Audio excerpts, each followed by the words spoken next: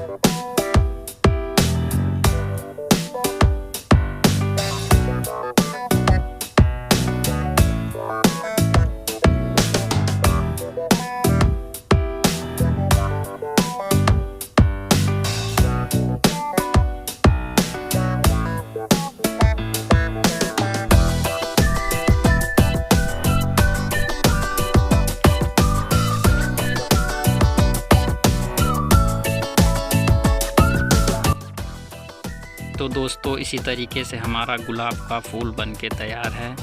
आपने कभी इसे बनाया हो तो कमेंट बॉक्स में ज़रूर बताएं और हमारे वीडियो को लाइक एंड सब्सक्राइब ज़रूर करें।